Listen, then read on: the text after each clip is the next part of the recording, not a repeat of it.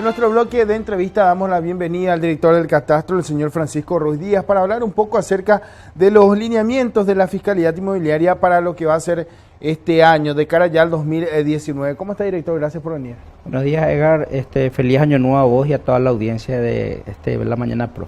Bien, director, nos hacíamos eco de esta conferencia de prensa en la cual ya hacía mención de la base impositiva, ¿no?, para tener en cuenta también de estos ajustes que se dan también, que tienen que ver con el informe del Banco Central, medida por el IPC también esto, y de qué manera las personas hoy día pueden saber cuánto tienen que pagar de impuesto y qué se tiene en cuenta para esto. Asimismo, esta semana hemos anunciado que el pasado 28 de diciembre el Poder Ejecutivo promulgó el decreto 1001, por el cual se pone en vigencia los nuevos valores fiscales inmobiliarios tanto para los inmuebles urbanos como rurales, con diferentes clasificación, vamos a decir, diferente clasificación en materia de uso de suelo, ¿verdad? Bueno, entonces estuvimos presentando los resultados de ese decreto, y ahí una de las cosas que anunciamos también, es una de las novedades, es que toda esta información está disponible a través de la web de Catastro, www.catastro.gov.py, y hay dos maneras de acceder. Una es a través de la consulta de los inmuebles clasificados por urbano o rural, o la otra es un icono en donde figura Impuesto Inmobiliario 2019, tiene acceso a la información completa por distrito, por municipio. Entonces, esa información está disponible y es muy relevante porque dentro del marco de la transparencia tiene que existir esa relación entre gobernantes y gobernados, ¿verdad? Y el vínculo generalmente entre gobierno y ciudadanía es el impuesto.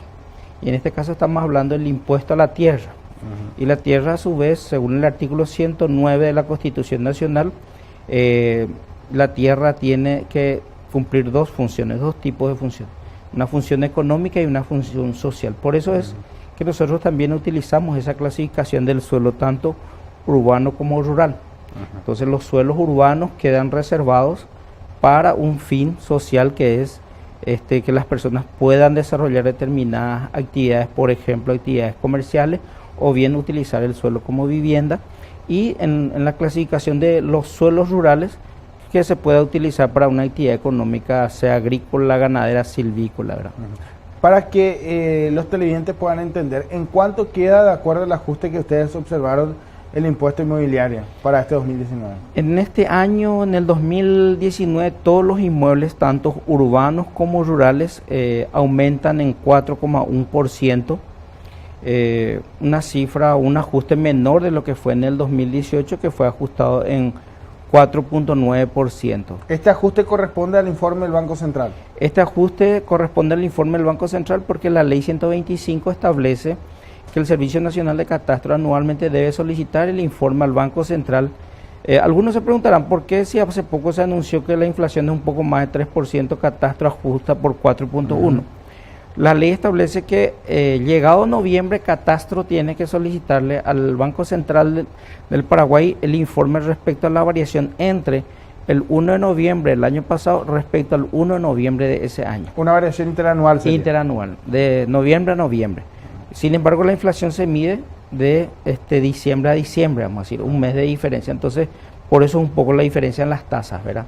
Entonces, el Banco Central nos informa que la variación interanual del 1 de noviembre al 1 de noviembre fue del orden del 4,1%.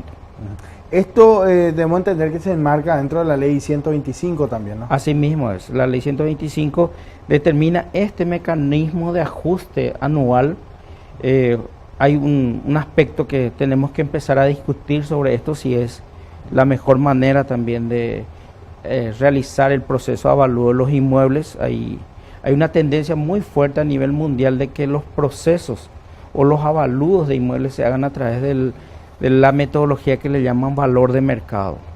¿Y el valor de mercado qué es? El valor de mercado es poder determinar por cada uno de los inmuebles según, vamos a decir, lo que indican las transacciones inmobiliarias. Pero para eso tenemos que tener todo un sistema, constituir primero una base, una base de datos respecto a las transacciones históricas establecer una metodología ya sea estadística, econométrica y también un aspecto central que es empezar a formar al capital humano en este sistema, si es que vamos a tener que eventualmente cambiar el sistema de avalúo, pero también tenemos que tener en cuenta el aspecto, digamos, un aspecto vinculado con la eficiencia. Los cambios siempre producen mucho estrés.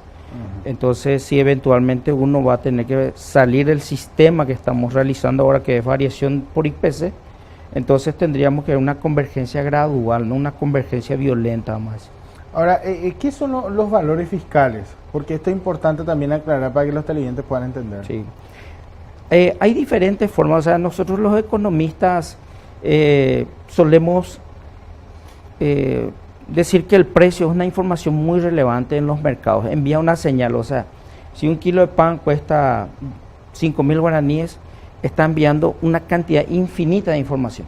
Ese 5.000 guaraníes quiere decir un montón de cosas, quiere decir si es escaso, si es que es abundante, un montón de datos. El costo de la mano de obra tiene, pero hay cosas que no pueden ser determinadas de una manera muy fácil, ¿verdad? Entonces los economistas lo que suelen hacer es desarrollar técnicas, ¿verdad?, de avalúo. Un mercado muy difícil de medir, un mercado muy difícil de obtener precios de manera individual, o sea, inmueble por inmueble, es el mercado inmobiliario. Por diferentes motivos. Hay veces que un inmueble se transa por, digamos, a un costo muy bajo por una necesidad, o eventualmente alguien vende muy alto porque tiene que cubrir un aspecto emocional, por ejemplo, no quiere vender porque ahí vivieron sus padres. Entonces, lo que hacen casi todos los países del mundo es establecer un sistema de avalúo. En el caso nuestro, lo que tenemos es un sistema que le llamamos el de valoración fiscal. ¿Qué significa eso? Tomar, en primer lugar, clasificar los inmuebles. ¿Para qué tipo de uso se quiere? Si es para vivir o desarrollar actividades comerciales en zonas altamente densificadas, que son las zonas urbanas. O, en segundo lugar, si se quiere para una actividad productiva agrícola primaria, o sea, una actividad primaria, por ejemplo. Entonces, viene la clasificación urbano-rural. Y a partir de ahí, entonces, se empiezan a establecer ciertos atributos en los inmuebles urbanos y en los inmuebles rurales. Por ejemplo, en los inmuebles urbanos se determina qué tanta cantidad de servicios tiene, si la calle está asfaltada, qué tipo de calidad de construcción, si estamos hablando de una vivienda muy grande, ¿verdad?, con un nivel de bienestar muy alto, entonces, obviamente el impuesto, la base imponible que se construye va a ser mucho más alta. Entonces, se toman todos estos elementos, inmuebles por inmuebles, y se presume un valor. Entonces, este valor es finalmente lo que se determina como la base imponible. ¿Cada cuánto se actualizan estos datos? Estos datos son relativamente antiguos. Estamos hablando que eran los datos vigentes hacia finales de los 80. Es decir, que si en una zona urbana yo tengo una construcción de esa época y esto ha sido modificado, ¿corresponde el impuesto? Sí, claro, corresponde. De hecho, ese es un trabajo que vamos a llevar adelante de una manera importante en este año 2019 con los municipios. La gran mayoría de los inmuebles en los municipios está desactualizado. O sea, el inmueble ya tiene una construcción, tiene a lo mejor 80 metros cuadrados de construcción y eso si el informe es de qué año decía. Y nuestro informe final es de los 80 y se realizaron muy pocas actualizaciones a partir de ahí, ¿verdad? Okay, pero de los 80 estamos hablando hasta este año. Hasta este año. ¿Qué pasó? ¿Por qué básicamente ese corte violento? Porque resulta que cuando aparece la ley, todos estos valores se formaron conforme a una ley que era el decreto ley 51 del año 1952, que establecía la metodología en la cual se iban a construir estos valores y en la cual se construyeron todos estos valores, ¿verdad? Cuando llega digamos, la reforma tributaria deroga el decreto ley 51-52 y la pregunta era, bueno, ¿cómo vamos haciendo el avalúo? Entonces, es lo que dice el decreto, o sea, lo que dice la ley la ley 125 determina de que todos estos valores vigentes iban a estar digamos, hasta el año 1991 iban a tener la vigencia normal, pero a partir de ese año se iban a ajustar por variación de IPC. Y ocurrió incluso algo raro, porque dice, la ley 125/91 dice, cada año todos estos inmuebles serán ajustados por variación del IPC y en no menos de 5 años el valor fiscal debe ser igual al valor de mercado, ¿verdad? Entonces uno dice, bueno, pero A ver, la inflación es del 4%, pero el mercado, sin embargo, tiene tasas o índices de crecimiento por encima del 25%. ¿Qué es lo que observamos? ¿Qué es lo que observó el legislador, o sea, la persona que redactó la ley 125 en ese momento? Entonces nosotros hicimos un estudio y miramos que entre el periodo 1985 y 1990 la inflación fue del 28.1%. La inflación. O sea, previa a las reformas importantes que ocurrieron en la década de los 90, el Banco Central tenía una política monetaria con una inflación bastante alta, de 2 dígitos. Era lógico suponer que en 4 años, si es que aplicábamos eso, iba a llegar al 28%. Iba a llegar sin ningún problema a valor de mercado, y de hecho iba a pasar, y por eso la ley hasta preocupado topeaba. Sin embargo, hoy lo que tenemos es el desarrollo inmobiliario fue tremendo. Siempre viene vinculado que a un crecimiento económico viene una suba en el precio de los inmuebles, los valores de los inmuebles. Por eso justamente decía que es importante actualizar estos datos, porque claro, si no uno estaría pagando una suma ínfima y de hecho de impuestos. Sí, hace poco justamente en la conferencia de prensa que tuvimos nos hicieron la pregunta: ¿cuánto es la relación valor fiscal, o sea, el avalúo que hace Catastro respecto, digamos, a lo que ocurre en el mercado inmobiliario? Y entonces nosotros tenemos unos estudios que estaban publicados en la página web, y para cualquier persona que eventualmente esté interesada en esos estudios, encontramos que en las zonas rurales la relación del valor fiscal de los inmuebles es apenas 3% del valor de mercado, en promedio, a nivel nacional. Y los inmuebles de las zonas urbanas están en el orden del 18%. O sea, mientras un inmueble puede estar costando, por decirte, 100 o $100 el metro cuadrado, en una zona urbana, el valor fiscal, el avalúo que hacemos nosotros es de $18 el metro cuadrado. Tenemos un caso, por ejemplo, en ese estudio se resalta esto: Manorá, era la zona de Manorá, el barrio Manorá de Asunción, un metro cuadrado hasta $1.600, ¿verdad? Que es toda esta zona, ¿verdad? La que está ubicada acá cerca, justamente en el entorno del canal. Sin embargo, los datos que ustedes manejan, y de acuerdo a $70 el metro cuadrado. Que es una diferencia $1.600 el metro cuadrado versus $70 el metro cuadrado. Por supuesto, la base imponible es $70 el metro cuadrado, ¿verdad? En otros países, ¿qué es lo que se hace? Se hace el avalúo de mercado, o sea, se calcula el valor de mercado, en este caso saldría 1.600, y se determina que la base imponible va a ser el X% de ese monto. ¿Esto se va a hacer de manera gradual o va a ser...? Debería hacerse de manera gradual, ¿verdad? Incluso cuando nos hacen consultas de cuándo eventualmente podemos hacer la sustitución de metodología, nosotros creemos de que primeramente tenemos que avanzar en 2 elementos centrales. Uno es el fortalecimiento de los catastros municipales, teniendo en cuenta lo que vos decís, Edgar, esa desactualización es preocupante. Estoy seguro que el 100% de los catastros de todos los municipios están desactualizados, incluyendo el de la capital. Y en segundo lugar es construir una fortaleza fiscal en los municipios para que tengan capacidad de cobrar, porque aún así, teniendo un registro perfecto, un catastro que funcione de una manera perfecta y eficiente, ¿verdad? Si no tiene capacidad de cobro los municipios, obviamente la relación costo-beneficio no daría positivo para los beneficios en los municipios en este tipo de reformas, ¿verdad? ¿A cuánto corresponde el porcentaje del valor fiscal del inmueble que tiene que pagar en lo que hace justamente para sacar ya el cálculo, haciendo bien práctico, de impuesto? Y si tuviésemos que calcular sobre valor de mercado, digamos, la base imponible sería bastante elevado, ¿verdad? Habría que realizar un estudio cuánto sería el valor de mercado de todos los inmuebles de Paraguay. Y a partir de eso. ¿Verdad? Hoy día un inmueble, ¿cuánto paga de impuestos?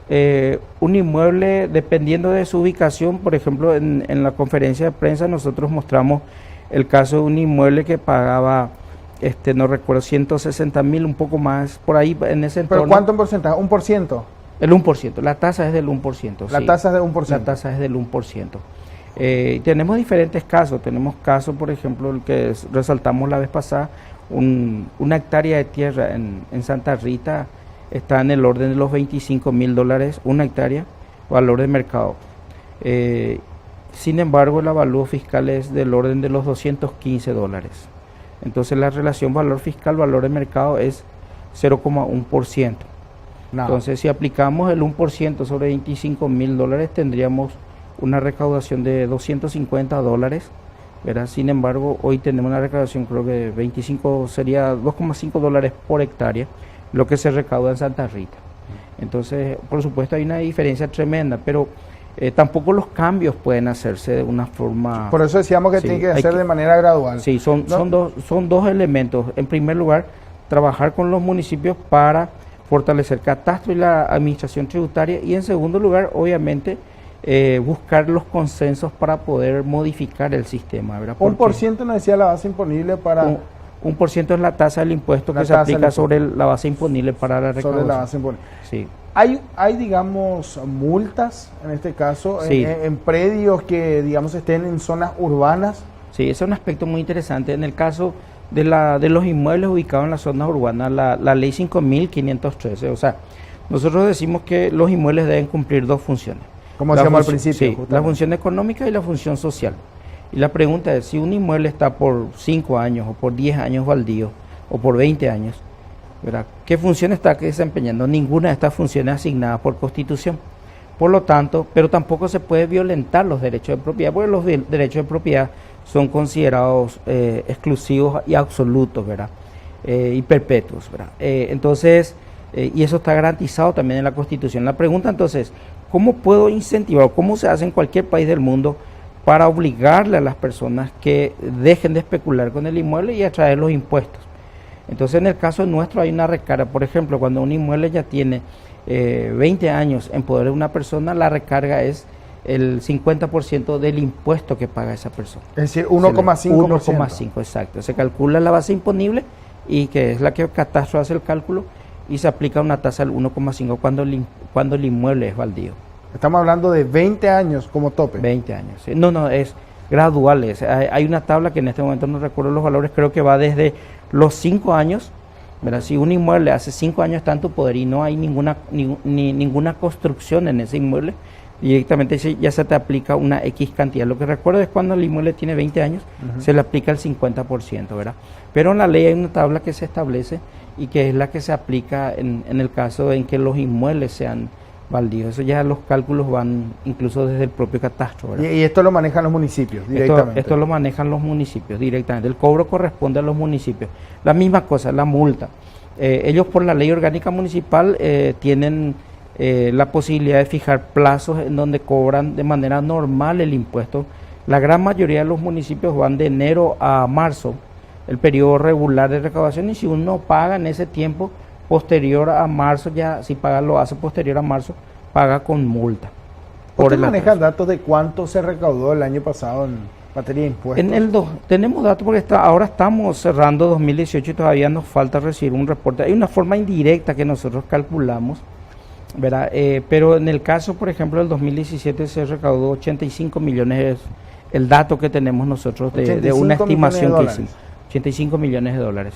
Y lo que se podía haber recaudado, según el dato que tenemos, la información digamos, tomando en cuenta el sistema de valor fiscal, el avalúo según el valor fiscal, sería de aproximadamente 350 millones de dólares, lo que se debía haber recaudado. Entonces tenemos una morosidad bastante alta en materia de recaudación del impuesto inmobiliario. Por eso digo, vamos a suponer que queremos alzar la tasa para recaudar más, ¿verdad? Pero no significa que se va a lograr. No significa, al contrario, sí, incluso es lo que siempre dicen también en el mundo de la fiscalía, sería cazar en el zoológico, ¿verdad? Porque iríamos contra ese 20% de los contribuyentes que pagan, mientras el 80% va libre. Incluso si me alzan el impuesto y yo estaba pagando regularmente, probablemente yo deje de pagar. Ahora, y la morosidad puede aumentar. En este caso, que se busca regularizar la situación, ¿cuáles son los casos más comunes en este caso que se da por lo que las personas no cumplen con pagar sus impuestos? Porque hay casos en donde se realizan la compra-venta de terreno, inmuebles, en donde las personas no son los titulares, hay títulos que no están a su nombre. ¿Cuáles son los casos más comunes?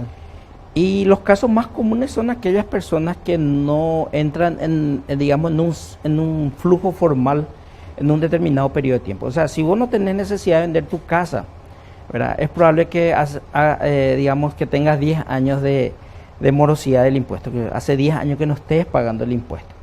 Las personas recién van y cumplen puntualmente en ese año cuando tengan que realizar algún trámite. Por ejemplo, en catastro ningún expediente puede ingresar si no viene acompañado de la factura de pago del impuesto inmobiliario. Tiene que estar al día. Tiene que estar al día. También la misma exigencia va a los registros públicos, ¿verdad? Y hay instituciones del Estado, ¿verdad?, donde no se pueden hacer ningún trámite si no está acompañado de la factura del impuesto. ¿No hay manera en que puedan ejecutar esto antes? O sea, de meter cierta presión en poder exigir. Sí, de hecho debería hacerse, y eso es un poco lo que ocurrió con la ley 125. En el caso de la ley 125, existía la fortaleza previa a la ley en materia de la recaudación del impuesto inmobiliario, porque el gobierno central recaudaba y aplicaba el impuesto. Entonces, a partir de ahí el gobierno central se preocupa de los impuestos centrales, o sea, el IVA, el IRP, el impuesto. A mano del municipio el impuesto inmobiliario. Nadie se preocupó del tema impositivo. Entonces vos tenés hoy la siguiente situación. Para poder acceder a determinados servicios públicos, vamos a decir, por ejemplo, la prohibición de cédula de identidad, pero vos tenés que estar al día con tu impuesto. Sin embargo, si vos hace 20 años debes tu impuesto inmobiliario, nadie te controla, nadie te exige nada. Entonces uno puede salir del país. Entonces uno puede sin problema salir del país, tener adeudados 5 años de impuestos, 10 años de impuestos. ¿Por qué? Porque no hubo una preocupación a nivel nacional respecto, digamos, a la eficiencia del impuesto. Y tenemos que tener en cuenta que el impuesto, por eso hablamos de la fiscalidad y de los lineamientos fiscales. Si no empieza a formalizarse todo este sistema tributario inmobiliario, los municipios no van a tener capacidad de proveer servicios públicos. Tenemos por un lado un crecimiento económico histórico, 15 años, un promedio 4.5% de crecimiento. ¿Qué implica eso? Aumento del ingreso de la gente en promedio.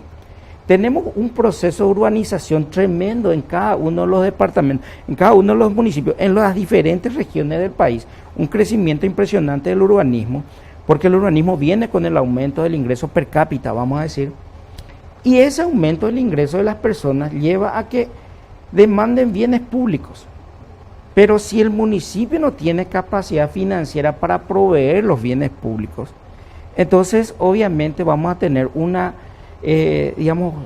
situación de inestabilidad en cuanto a la gobernabilidad. Gente presionando por bienes públicos y gobiernos incapaces de cumplir con esos, con la prohibición de los bienes públicos.